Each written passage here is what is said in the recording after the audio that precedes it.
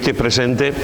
La semana pasada estuvimos hablando, lo último que estuvimos comentando acerca de Nehemías fue que Nehemías fue un hombre que mostró valor, que Nehemías fue un hombre que planeaba las cosas y Nehemías fue un hombre que le daba la gloria a Dios en todo. Eso fue lo que vimos la semana pasada.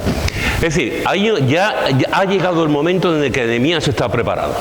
Nehemías está preparado, ha estado 4 meses planificando, en esos 4 meses ha estado orando, se ha presentado delante del rey del Artajerjes, el rey le ha dicho qué te ocurre, él le ha mostrado lo que hay en su corazón, el rey le ha dicho qué es lo que pides, él le dice exactamente lo que quiere, el rey se lo concede y se va. Y ahora comienza realmente la gran aventura. Ahora comienza la gran aventura para Nehemías. Sabe que está dentro de la voluntad de Dios, sabe que tiene el respaldo del rey y ahora va ya a hacer las cosas, a preparar, a salir, a viajar para llegar a Jerusalén y hacer todo lo que él pensaba que tenía que hacer delante de Dios. Y sale con ilusión, sale con ganas, sale con deseos para hacer las cosas que él entendía de parte de Dios. Es interesante, porque muchas veces empezamos algo y lo comenzamos con mucha ilusión, lo comenzamos con muchas ganas, lo comenzamos con mucha vehemencia. Queremos hacer algo y comenzamos, tenemos un plan y comenzamos, tenemos una idea y comenzamos. Y creemos y sabemos que Dios está respaldando, sabemos que tenemos el respaldo divino de la gente que está con nosotros y comenzamos con ilusión y con ganas. Pero no somos muy conscientes de que a veces comenzamos las cosas y enseguida entra algo que no esperábamos, que es la oposición. La oposición. Nadie nos habla de la oposición. A Nehemías nadie le habló de la oposición. A Nehemías nadie le habló que iba a tener un problema con ciertas personas. Nehemías iba a Jerusalén a hacer su labor, lo que él pensaba delante de Dios, y de pronto el hombre ilusionado, con ganas, y se encuentra ante la oposición. Dice el versículo 10 del capítulo 2. Pero oyéndolo Sanbalat horonita y Tobías el siervo amonita, les disgustó en extremo que viniese alguno para procurar el bien de los hijos de Israel. Es decir, como he dicho antes, estaba todo preparado, él estaba ya con la ilusión, con el corazón dispuesto, con el corazón palpitándole, y de pronto pues aparecen Sanbalat horonita y Tobías el siervo amonita y le complicó la vida. ¿Y de qué forma? Porque no solamente aparecen aquí, después aparecen en el libro de Nehemías, aparecen en varias ocasiones estos hombres y alguno más. ¿Cuántas veces ocurre, hermano, que tenemos una idea? ¿Cuántas veces ocurre que tenemos un proyecto, lo comentamos, se lo decimos a alguien y nos dice, esto no sirve para nada? Y lo teníamos ilusionado, teníamos muchas ganas de compartirlo, pensamos que era una idea excelente y se lo comentamos a alguien y nos dice, esto no sirve para nada. Y tú dices, ¿y por qué no sirve para nada? Y la persona te dice, porque aquí nunca se ha hecho. O lo hicimos hace 20 años y no resultó. O lo han hecho en otras partes y tampoco ha dado resultado. Cuando tú dices en tu corazón, vamos a hacer esto, vamos a hacer algo, vamos a planear esto, vamos a hacer esto concretamente, siempre habrá alguien que diga, no hagamos nada. Tú dices, vamos a hacer algo, y alguien te dirá, no hagamos nada. Hay gente que está dispuesta a saltar del trampolín y hay gente que no está dispuesta a saltar del trampolín. Y no solamente que no está dispuesta, sino que además te quita las ganas de saltar el trampolín y de hacer cosas. Hay creyentes que dicen, vamos a edificar, y otros creyentes dicen, vamos a oponernos. No lo dicen con ese término, no lo dicen de esa forma, nadie dice vamos a oponernos, pero la idea subyace, la idea está ahí, de oponernos a las ideas, a las cosas, a los planes que otras personas puedan tener. Fijaros la fuerza, hermanos, la fuerza del texto, lo dramático del texto, cuando que dice, Sanbalat era el gobernador de Samaria y Tobías era el líder de los amonitas. Todavía no había llegado Nehemías a la ciudad y les disgustó en extremo que viniese alguno para procurar el bien de los hijos de Israel. Les disgustó en extremo que viniese alguno para procurar el bien de Israel. Estaban disgustados, estaban enfadados, habían perdido el control, estaban mosqueados, y no estaban mosqueados porque se iba a hacer algo malo, no estaban enfadados porque se iba a hacer algo malo, estaban disgustados porque venía alguien que quería hacer el bien. Venía alguien que se preocupaba por los judíos en Jerusalén. Venía alguien que quería cambiar la situación. Y por eso se disgustaron estos líderes, por eso se disgustaron esta gente. ¿No has notado muchas veces en tu propia vida una resistencia natural a los cambios? ¿No has notado lo que te he dicho antes, que piensas hacer algo y enseguida la gente te dice que no? Eso ocurre en el ámbito de la familia, eso ocurre en el ámbito del trabajo, eso ocurre en el ámbito de la iglesia, eso ocurre en todos los ámbitos. Tú tienes una idea, tú compartes esa idea con toda tu alma, con todas tus ganas, con toda tu ilusión, pensando que va a ser algo bueno, y alguien te dice no, y te quita las alas, y te quita las ganas de continuar, y te va matando, porque tú pensabas que se podía hacer. Hay una resistencia, eso está comprobado, nos lo dicen los sociólogos, nos lo dicen los psicólogos, hay una resistencia natural a los cambios. Recuerdo hace muchos años, y alguno se acordará, recuerdo hace muchos años de un misionero que estaba en labores de pastor en Córdoba, en un pueblo de la provincia de Córdoba. Este hombre era muy querido en la pequeña iglesia en la que se juntaba en aquel momento. Se llevó muchos años en esa ciudad. Este hombre tenía un don de predicación, un don tremendo. Es de los cinco predicadores que yo he escuchado con un don realmente de predicación. Impactaba mucho como predicaba, lo hacía muy bien. Dios le dio un don tremendo. He conocido a pocos predicadores que con ese don de predicación. Él estaba contento en la iglesia, y la iglesia lo amaba, lo quería. Una iglesia de 14, 15 hermanos, de 15 miembros. Y resulta que un día, después de muchos años, recibió una oferta de una iglesia, voy a decir, en la zona levantina, en la Comunidad Valenciana, recibió una oferta de una iglesia de 200 y pico de miembros para ser pastor de la iglesia. Él habló con su esposa, habló con sus hijas, con sus hijos, habló con la iglesia. Al final él creyó de parte de Dios que tenía que irse para allá. Dejó el pueblo de Córdoba donde estaba y se fue a la Comunidad Valenciana a pastorear esta iglesia de 200 y pico de miembros. Esta iglesia, cuando él llegó, no tocaban las palmas. Y la alabanza, la gente estaba sentada, alabando al Señor sentados. Al cabo de un tiempo, ya llevaba un tiempo, empezó a introducir las palmas. Que cuando hubiese coritos y cantos, que la gente pudiese tocar las palmas. Creerme que esa situación de tocar las palmas, había un grupo de personas que cuando se cantaba un corito y se tocaba las palmas, se salían. Imaginaros aquí en nuestra iglesia, que es muy palmera, imaginaros que cuando se canta una canción y se toca las palmas, pues un grupo de la iglesia se va para allá porque están enfadados porque se toca las palmas. Imaginaros, pues eso pasaba un domingo y otro domingo y otro domingo, por un cambio de tocar las palmas. No era una falsa doctrina, no era una herejía, solamente era tocar las palmas. Y este hombre, al final, hubo una oposición de un cierto grupo de la iglesia. Había una parte importante de la iglesia que estaba con él, por eso se hacía, pero había una parte de la iglesia que presentó una oposición feroz a él. Le criticaban, hablaban mal.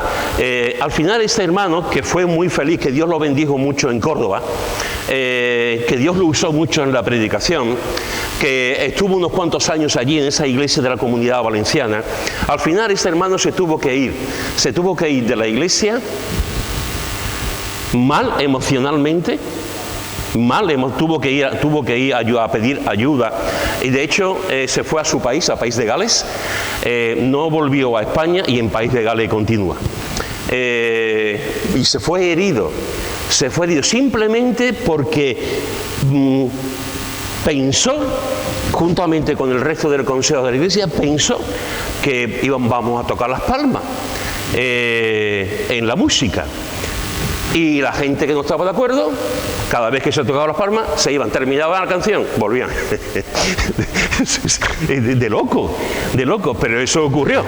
Y otras cosas también en cuanto a ciertos cambios que hubo un grupo de la iglesia que no estaban de acuerdo. ¿A ti no te ha pasado alguna vez eso? ¿A otra escala? ¿No te ha pasado alguna vez que has presentado una idea y te han dicho que no? ¿Y no te han dado argumentos? ¿No te ha pasado alguna vez eso? De estar con ilusión y ver que hay una resistencia natural por parte de esa persona a los cambios. Charles Window, en su libro Pásame otro ladrillo, dice: las nuevas ideas parece que marchan por tres caminos. Primero, el rechazo. Uno tiene una idea sobre algo nuevo. La persona a la que se lo dice contesta: eso no es efectivo. Y una pregunta: ¿por qué? Y la persona responde: porque eso ya lo hemos probado. O responde: nadie lo ha hecho antes, así que la idea es rechazada. El segundo camino es el de la tolerancia. Bueno, vamos a permitirlo, vamos a dejar hacerlo, vamos a hacerlo, a ver qué pasa. Y el tercer camino es lo ideal, la aceptación. Vamos a hacerlo. Yo añadiría un cuarto camino. Un cuarto argumento. Ese cuarto argumento es: no queremos cambiar porque nos saca de nuestro estado de confort. No queremos cambiar porque nos saca de nuestro estado de confort. Los cambios siempre son un desafío, hermanos. Los cambios siempre son un desafío. Y tendemos a la comodidad, tendemos a lo que siempre se ha hecho y nos da miedo los cambios. Nos da miedo porque estamos instalados en el statu quo, en la comodidad, en lo que siempre hace, en lo que nos da seguridad. Y no queremos los cambios por eso. Hace años leí una historia de un pastor que estaba, una iglesia lo llamó, y el pastor a los 2 o 3 años de estar en la iglesia, quiso el pastor él tenía un piano, igual que nosotros lo tenemos aquí, pues el pastor quería tener el piano en el centro del altar, y puso el piano en el centro del altar. En vez de tenerlo a un lado, lo puso aquí, juntamente con el grupo de alabanza, lo puso en medio del altar. Bueno, pues hubo una oposición.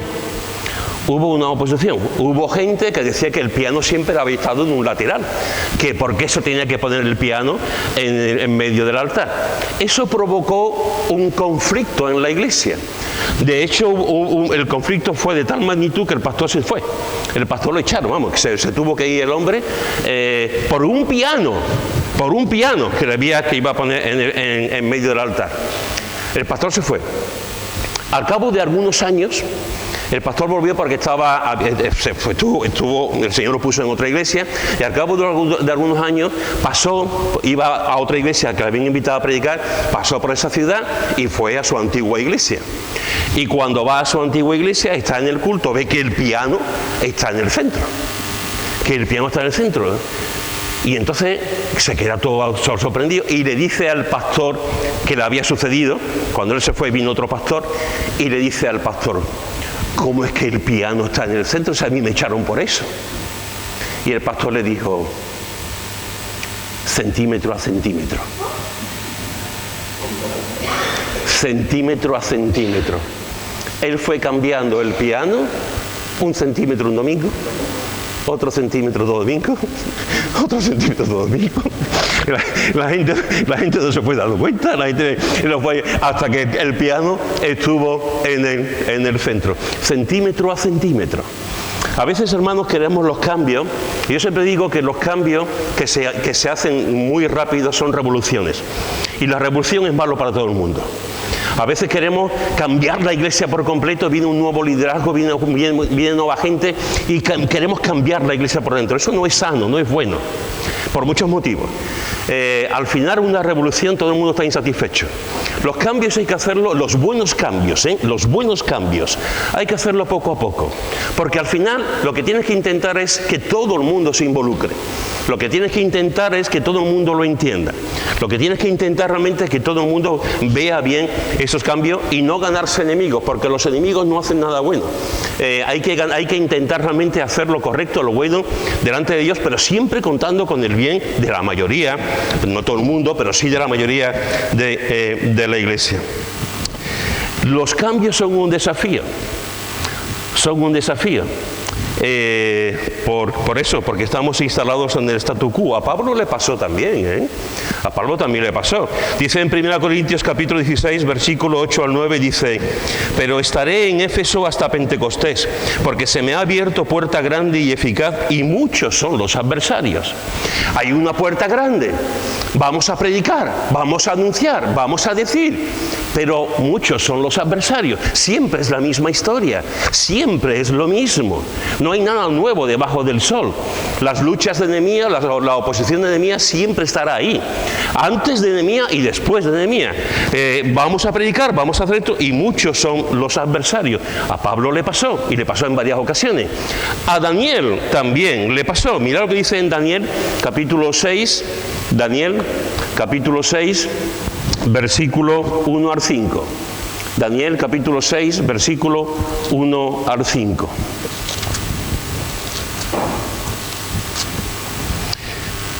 Pareció bien a Darío constituir sobre el reino 120 sátrapas que gobernasen en todo el reino, y sobre ellos 3 gobernadores, de los cuales Daniel era uno, a quienes estos sátrapas diesen cuenta para que el reino fuese perjudicado.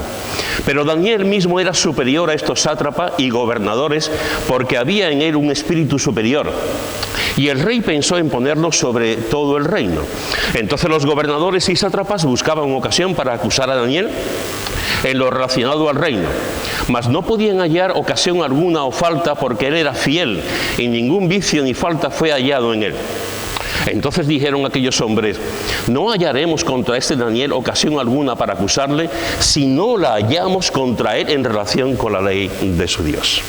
Fijaros, hermanos, que aquí el rey Darío dice: voy a nombrar un comité, voy a nombrar un grupo de personas responsables, voy a nombrar a 120 sátrapas, 120 gobernadores, y entre ellos voy a nombrar a 3 que están por encima de ellos.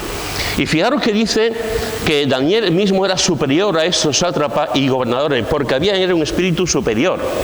Y dice: y el rey pensó en ponerlo sobre todo el reino. Aquí la clave. El rey pensó ponerlo sobre todo el reino, sobre todos los demás.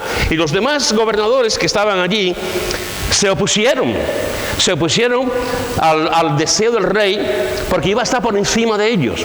Él era superior a ellos, tenía más conocimiento, más sabiduría, más sentido común. El Señor estaba con él. No lo permitieron, hubo una oposición. Ya sabéis todo lo que ocurrió. Hubo una oposición por parte de estas personas y al final tuvo que ir Daniel al foso de los leones, que ya todos sabéis, y al final, gracias a Dios, no le pasó nada, por la voluntad de Dios. Pero hubo una oposición, siempre hay una oposición. Siempre puede haber gente ante las ideas y ante las cosas y ante los cambios, siempre puede haber alguien que te diga, que se oponga ante ti. Déjame decirte en esta mañana algo importante. La oposición va a formar parte de tu vida. La oposición va a formar parte de tu vida. Lo va a formar parte en tu familia, va a formar parte en tu vida diaria, va a formar parte con tus amistades, va a formar parte en tus relaciones, va a formar parte en la iglesia, va a formar parte donde tú quieras que te encuentres. La oposición, de una manera o de otra, a veces más sesgada, a veces más crítica, a veces más clara, a veces menos clara, a veces con más gente, a veces con menos gente. La oposición va a formar parte de tu vida. En todas las áreas de tu vida habrá personas que se opondrán a lo que tú estás pensando. En todas las áreas de tu vida. En la iglesia también. Y los líderes espirituales, hermanos y hermanas, tienen que entender que antes o después habrá oposición a las ideas, a los proyectos y a los cambios. Habrá oposición a las ideas, a los proyectos y a los cambios. Jesús tuvo también oposición. Jesús tuvo, ¿y de qué forma tuvo Jesús oposición? Jesús tuvo la oposición del diablo. Se puso el diablo a Jesús e intentó acabar con Jesús. El diablo se opuso directamente a él. Jesús tuvo la oposición de los fariseos de los saduceos, de los herodianos, de toda la clase política y judía y religiosa de allí tuvo también oposición. Si Jesús tuvo oposición, ¿cómo no lo vamos a tener nosotros? ¿Cómo no lo vas a tener tú? ¿Cómo no lo voy a tener yo? Si Él mismo tuvo la oposición, ¿cómo no vamos a tenerlo también nosotros? Ahora, déjame decirte algo, porque no quiero que nos vayamos a la otra parte. Cuando estoy hablando de oposición a las ideas, estoy hablando de ideas normales. Estoy hablando de ideas con sentido común. Estoy hablando de ideas que van a ayudar a tu familia, van a ayudarte en el trabajo y van a ayudar en la iglesia. Estoy pensando en ideas que van a ser de edificación, de ayuda para los demás. No estoy hablando de imponer ideas. No estoy hablando de que se salga, si no admiten mi idea es que no son buenos. No. Hay ideas e ideas. Hay ideas que se pueden hacer y hay ideas que por muy planificadas, por muchas cosas que se esté pensando, no se puede hacer. Imaginaros que un día, que viene un día alguien a mí o al consejo de la iglesia y me dice: pastor, ¿qué? Tengo una idea. Un poco la línea que estaba diciendo antes Ana de testificar. Y me dice o nos dice: ¿por qué no le predicamos el evangelio a los nudistas? Porque los nudistas también son criaturas de Dios. Y los nudistas tienen que creer en Cristo y aceptar a Cristo. Y yo digo: ¿y cómo vamos a hacerlo? Pues muy fácil, lo tengo todo pensado. ¿Cómo lo hacemos? Nos vamos a una playa nudista en Cádiz, nos quitamos la ropa y repartimos folletos. Y así predicamos el evangelio. ¿Es una idea? Sí. ¿Es una buena idea? No. No. Me imagino allí a todos nosotros sin ropa repartiendo folletos para alcanzar almas. No. Vamos a dar el espectáculo y vamos a pasar la historia. No es una buena idea. Un poquito de sentido común.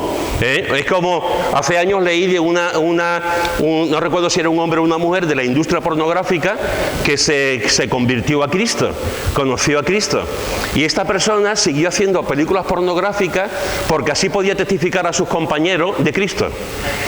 ¿Es una idea? ¿Es una mala idea? Sí, muy mala idea. Esto viene del diablo. Entonces, cuidado porque hay ideas que son buenas y el liderazgo está para eso también, y hay ideas que simplemente no se pueden hacer, realmente no son buenas en ningún sentido.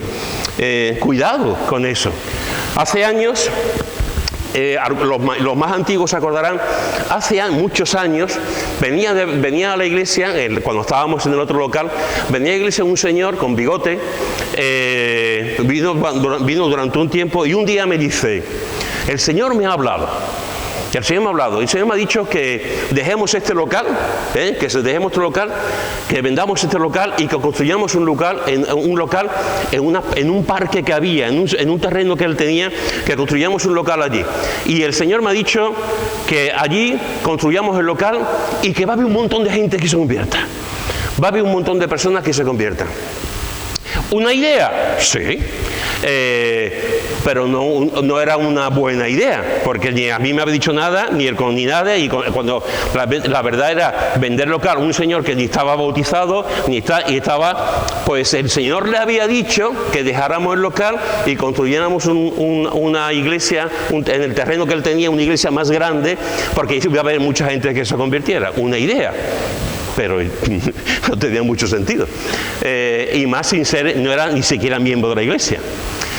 Hace algunos años, algunos también se acordarán, hace algunos años vine un domingo, de hecho aparcamos y se me acerca un señor por la carretera, aparcamos aquí como siempre, antes, ahora ya como han quitado tantas plazas, aparcamos aquí en la parte derecha y se me acerca un señor grande, fuerte, y me dice: hola, me han dicho que usted es el pastor. Digo: sí, yo soy tal. Me da el nombre y me hace así, me estrecha la mano y dice: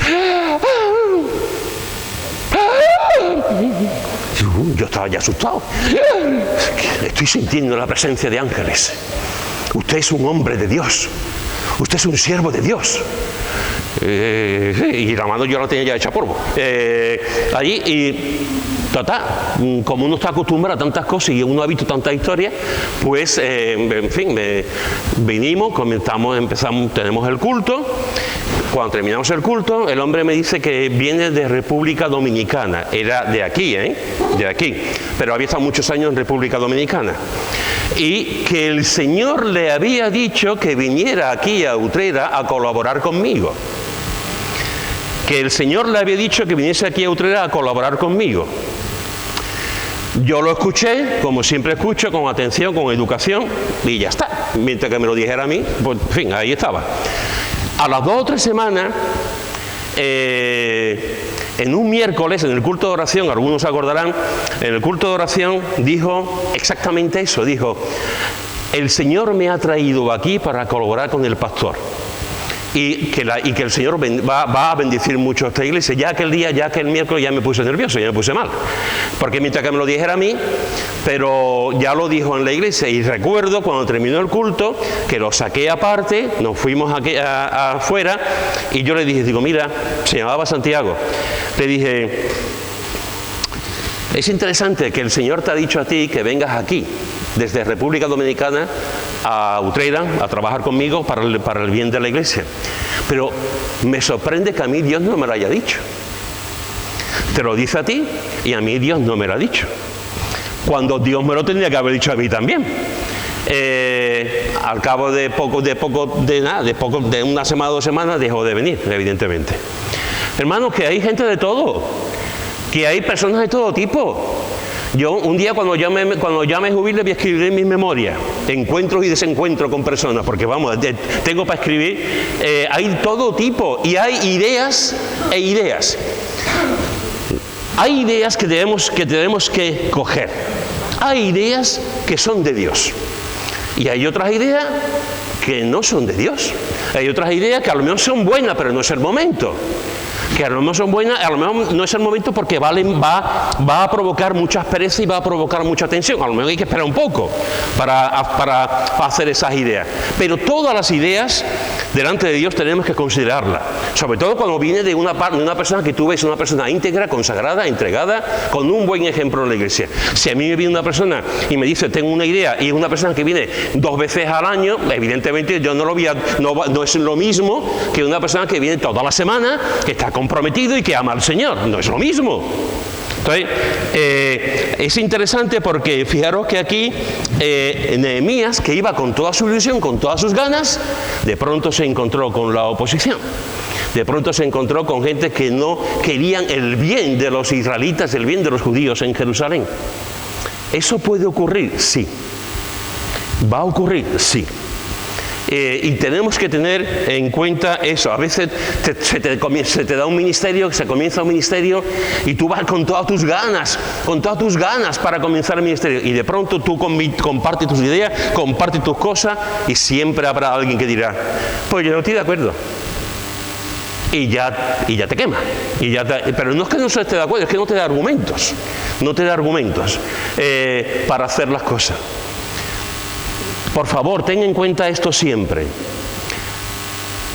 Siempre habrá alguien que se opondrá a tus planes.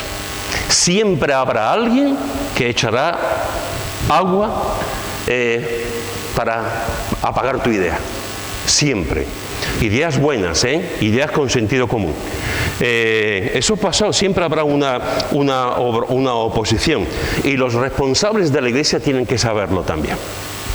Y tienen que entenderlo también. Y desgraciadamente tendrán que vivirlo también. Todos en nuestra área, en nuestra vida, tendremos oposición. Si Jesús lo tuvo, nuestro Jesús lo tuvo, también lo tendremos nosotros. Fijaros que ante esta situación, Nehemías nos dice el texto bíblico que Nehemías hizo una cosa muy interesante. Dice en el versículo 11, llegué pues a Jerusalén, y después de estar allí 3 días me levanté de noche. Llegué pues a Jerusalén, y después de estar allí 3 días me levanté de noche. Lo primero que hemos visto es que Nehemías se enfrentó a una oposición. Lo segundo que vemos aquí en este texto es que Nehemías fue un hombre que sabía de la importancia del descanso. Nehemías fue un hombre que sabía de la importancia del descanso. Había sido un viaje muy largo, había sido un viaje muy largo, un viaje entre 1.300 y 1.600 kilómetros aproximadamente, entre 3 y 4 meses. Y lo primero que hizo Nehemías al llegar a Jerusalén fue descansar durante 3 días. Descansar durante 3 días. Es interesante, porque si vas al libro de Esdras, verás exactamente lo mismo con Esdras. Capítulo 8 de Esdras, el libro anterior, Esdras 8, 31 y 32. Esdras, capítulo 8, versículo 31 y 32 dice: y partimos del río Ahava el 12 del mes primero para ir a Jerusalén, y la mano de nuestro Dios estaba sobre nosotros, y nos libró de mano del enemigo y del acechador en el camino. Y llegamos a Jerusalén y reposamos allí 3 días. Podía haber llegado y empezar a hacer cosas, igual que Nehemías podía haber llegado y empezar a hacer cosas, pero Nehemías llegó cansado y lo que hizo, igual que hizo Esdras, lo que hizo fue descansar 3 días antes de ponerse manos a la obra. Hermanos, la Biblia nos dice una y otra vez la importancia de descansar. Jesús mismo descansaba. Jesús, no podemos decir que Jesús no hiciese cosas. Jesús iba a recorrer las calles, predicaba el Evangelio, iba por todas las provincias, por todas las ciudades. Los días de Jesús eran días muy largos. Predicaba por la mañana, por la tarde, por la noche. Se agolpaban los enfermos para estar con él. Jesús tenía jornadas maratonianas, jornadas de mucho trabajo. Jesús vino a hacer la voluntad del Padre. Jesús vino a trabajar, pero también hubo momentos en la vida, muchos momentos en la vida de Jesús, que Jesús también tuvo que descansar. Mira lo que dice Mateo, capítulo 8, versículo 24. Mateo, capítulo 8, versículo 24. Dice... Bueno, 23. Y entrando él en la barca, sus discípulos le siguieron. Y he aquí que se levantó en el mar una tempestad tan grande que las olas cubrían la barca, pero él dormía en la barca. Capítulo 13 de Mateo, versículo 1 al 2. Capítulo 13, versículo 1 y 2. Aquel día salió Jesús de la casa y se sentó junto al mar. Y se le juntó mucha gente. Y entrando él en la barca, se sentó. Y toda la gente estaba en la playa. Se sentó. Capítulo 15, versículo 29. De Mateo también. Capítulo 15, versículo 29. Pasó Jesús de allí y vino junto al mar de Galilea. Y subiendo al monte, se sentó allí. Y así podríamos continuar. Cuando Jesús llega al capítulo 4, que estamos en el capítulo 4 de Juan, cuando habla con la mujer allí, Jesús paró allí a descansar y le dijo: dame un poquito de agua para beber. Y estaba allí Jesús también descansando. Hay un momento en que Jesús llama a los discípulos para que fuesen a predicar de 2 en 2. Los discípulos van a predicar de 2 en 2 y al cabo de un tiempo vuelven. Y le cuentan a Jesús todas las cosas que me han ocurrido. Y si recordáis, Jesús se fue con ellos a un lugar aparte a descansar para que le contaran las cosas y estuviesen tranquilos y descansando después de ese tiempo que habían estado predicando el Evangelio. Carlos Spurgeon en cierta ocasión dijo: algunas veces la cosa más espiritual que una persona puede hacer es dormir. Algunas veces la cosa más espiritual que una persona puede hacer es dormir. Déjame deciros que hay 4 grandes enemigos para el descanso, a mi entender. 4 grandes enemigos que nos impiden descansar. El primer gran enemigo que nos impide descansar es que estamos demasiado ocupados. Te voy a decir 3 o 4 cosas muy breves. Si no tienes tiempo para comer con tu familia, estás demasiado ocupado. Si no tienes tiempo para estar con tus amigos, estás demasiado ocupado. Si no tienes tiempo para orar, estás demasiado ocupado. Si no tienes tiempo para ti, para tu hobby, para tus cosas, estás demasiado ocupado. Si no tienes tiempo para venir a la iglesia, estás demasiado ocupado. Si no tienes tiempo para descansar, estás demasiado ocupado. Ese es un enemigo. La ocupación, el hacer cosas continuamente, el estar preocupado y ocupado con cosas que estamos haciendo. Tienes que tener tiempo para descansar. Y Jesús lo hizo. Y la Biblia también nos lo enseña. De hecho, hay un día a la semana, el domingo, el primer día de la semana, que tenemos para descansar. ¿Por qué? Porque es importante el descanso y Dios lo tiene establecido así. Espérate, porque Paco está predicando. ¿Ya ha terminado, Paco? Muy bien. Otro enemigo del descanso es el sentido de la culpabilidad. El sentido de la culpabilidad. No descansamos porque estamos demasiado ocupados, y otra cosa también que nos impide descansar es el sentido de la culpabilidad. Hermanos, nos sentimos mal. Si paramos nos sentimos mal. Si me siento en el sofá me siento mal. Si voy al cine me siento mal. Si leo un libro me siento mal. Si voy a tomar un café me siento mal. Si voy a andar me siento mal. Nos sentimos culpables porque pensamos que perdemos el tiempo. Pensamos que perdemos el tiempo. Hay tantas cosas que hacer. Una casa, por ejemplo, ¿no? Hay tantas cosas que hacer. ¿Cómo me voy a sentar cuando miro las telarañas que hay ahí? ¿Cómo me voy a sentar cuando tengo que limpiar el cuarto de baño? ¿Cómo me voy a tirar cuando estoy? Y siempre estamos bum, bum, bum, bum, bum, bum, y bum, bum, y bum, bum. Y no tenemos tiempo para descansar porque nos sentimos culpables. Nos sentimos culpables por perder el tiempo, como si descansar fuese perder el tiempo. Pero se nos ha educado de tal forma que parece que tenemos que estar siempre haciendo cosas, siempre haciendo cosas, siempre haciendo cosas. Y cuando descansamos, nos sentimos mal. Otro enemigo para saber descansar, es que nos imponemos una carga muy pesada de trabajo. Nos imponemos una carga muy pesada de trabajo. Si descanso, no voy a poder terminar el trabajo. Así que no puedo descansar porque no voy a poder terminar el trabajo. No sé si conocéis la historia de dos leñadores en Canadá que fueron contratados por una empresa para cortar árboles. Y entonces iban a destajo, le pagaban por los árboles cortados y por los kilos acumulados de madera, ¿no? Y estaban cortando y bum, bum, bum, bum, bum, bum. Uno de ellos estaba todo el día cortando árboles. ¡Árbol va! Bum, va, y salía un montón de árboles que cortaba. El otro también cortaba muchos árboles también. Pero el otro era una máquina, el hombre cortando árboles.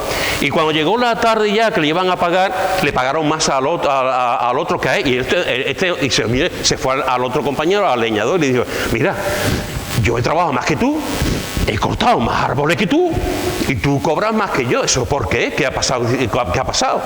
Y le dice el hombre: no, tú no has cortado más árboles que yo he cortado más árboles que tú.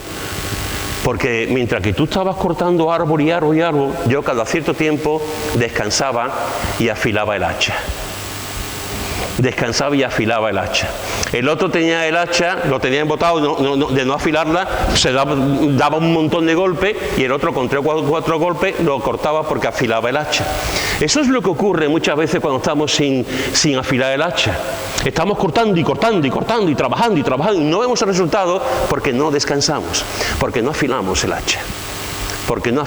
Y cuando el Señor nos manda a descansar, cuando la palabra de Dios nos manda a descansar, cuando tenemos que aprender a descansar con la familia, con los hijos, con los nietos, con los niños, invertir tiempo en nuestras vidas también, eso es una bendición y nos va a aligerar la carga, nos va a ayudar también. De nada sirve que estés todo el día ocupada, afanada como Marta, cuando nos perdemos la bendición de Dios. Afila tu hacha, afila tu alma, afila el tiempo una de las cosas más maravillosas que tenemos como creyentes es que cuando estamos a solas con el Señor, cuando estamos orando, cuando estamos alabando al Señor, estamos afilando el hacha. Estamos afilando el hacha. A veces tenemos tantas cosas, hacemos tantas cosas, llega al final del día, ¿cuántas veces hemos dicho: ahora no puedo por la mañana, pero cuando sea por la noche voy a leer mi Biblia? Y cuando llega la hora de la noche, 10:30, 11, 11:30, 12, tú lees tu Biblia y estás así.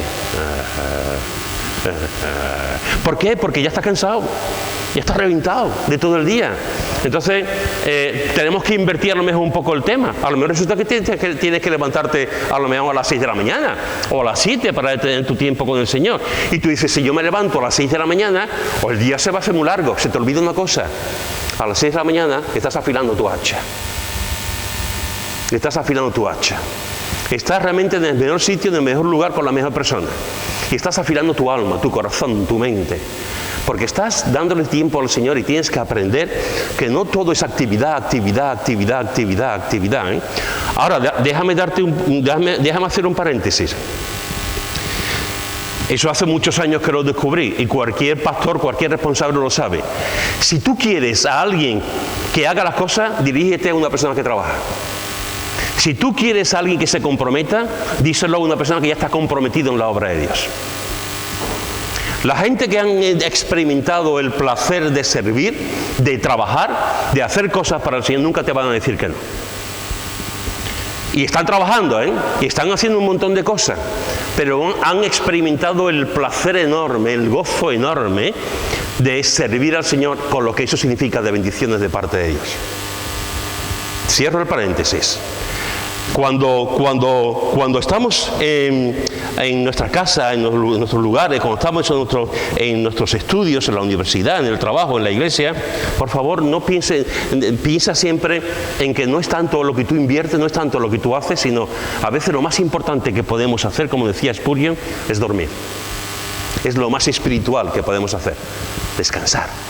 Y Dios nos dará la fuerza para continuar adelante. Te he dicho que hay 4 grandes enemigos. El primero del descanso, estar demasiado ocupado, el sentido de la culpabilidad y que nos imponemos una carga muy pesada de trabajo. Te voy a decir el último. A veces también nos preocupa lo que piensan los demás. Y no descansamos porque nos preocupa lo que piensan los demás. Especialmente los líderes de la iglesia. Especialmente los responsables de la iglesia, porque están pendientes de lo que tienen que hacer y de lo que la gente piensa acerca de su trabajo, acerca de su ministerio. Y eso hay que tener cuidado. Hay que tener cuidado.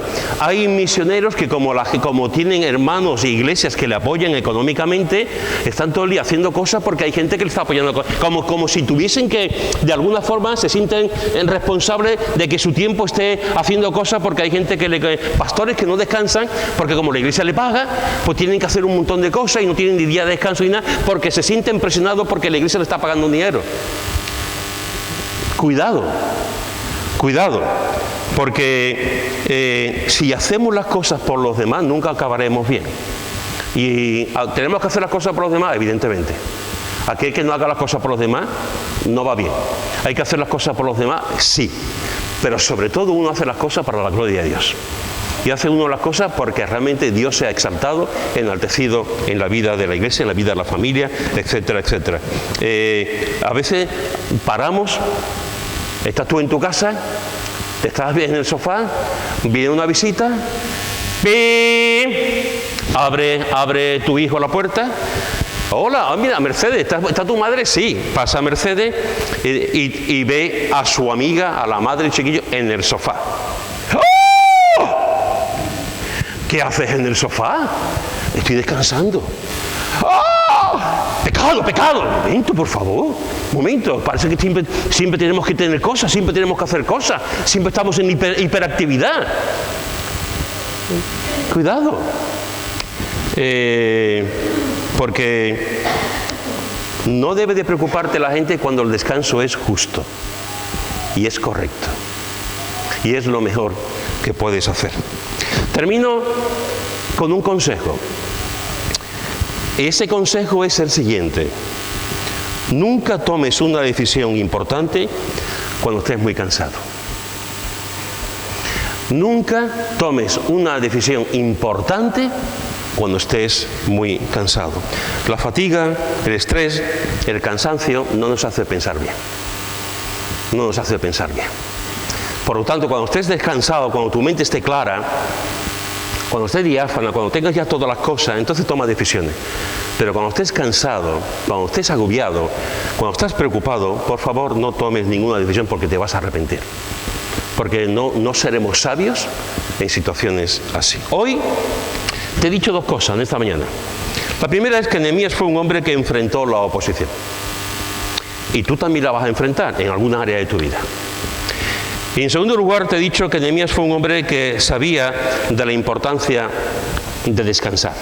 La importancia de ponerse y estar tranquilo, descansando. porque es invertir en tu vida también. Invertir en tu vida. Hermanos, que Dios nos ayude en esta mañana, a todos los que estamos aquí, que Dios nos ayude a no ser oposición y a edificar siempre. A dar ánimos, ánimos en cosas normales, a dar ánimo y a aceptar las buenas ideas. Hace tiempo que yo descubrí, hace muchos años que descubrí que Dios también habla a través de la boca de los demás, no solamente de uno o de una. Tenemos que ver las buenas ideas y si son buenas ideas y las vemos, aceptarlas. Porque así funcionamos. Gracias a Dios por las hermanas y las personas que tienen ideas. Y vamos a hacer esto, vamos a hacer cosas. A lo mejor hace 20 años que se hizo, es verdad, porque no hay nada nuevo debajo del sol. Pero a lo mejor es el momento de poder hacerlo. Seamos de lo que, y si decimos que no, si pensamos que no, vamos a decirlo de tal forma que le demos alas también.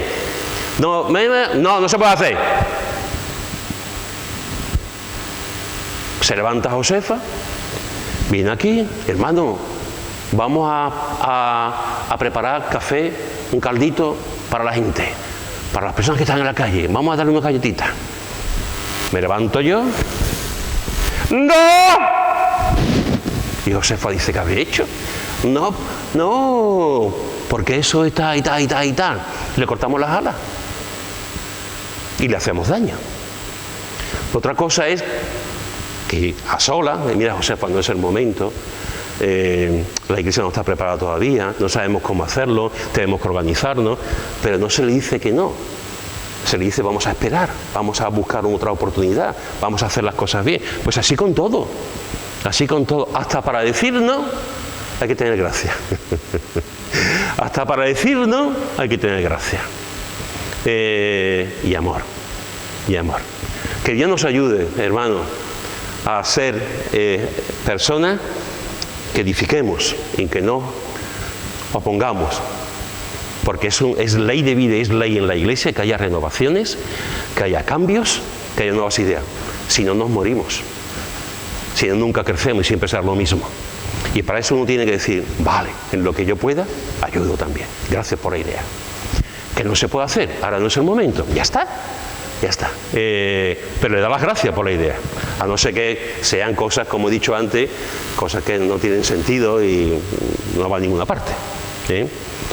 Y descansa. Si no tienes tiempo para estar con tu familia, tienes un problema. Si no tienes tiempo para estar con la gente que tú quieres, tienes un problema.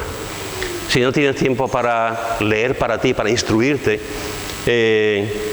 hace años, años. Hace algunos meses, no está aquí Daniel, pero hace algunos meses, después del culto, Daniel me dijo, tú eres un hombre muy culto. Y yo le dije, no, yo no soy un hombre muy culto. Yo lo que hago es que leo. Leo mucho, tengo tiempo para leer. Y yo prefiero leer antes que ver una predicación o meterme en una página de internet. Yo prefiero leer, me ayuda a reflexionar, a meditar y a expandir mi mente. Ten tiempo para ti. Ten tiempo para tu hobby. A lo mejor no es leer. Pero a lo mejor resulta que es hacer bocetos de moda.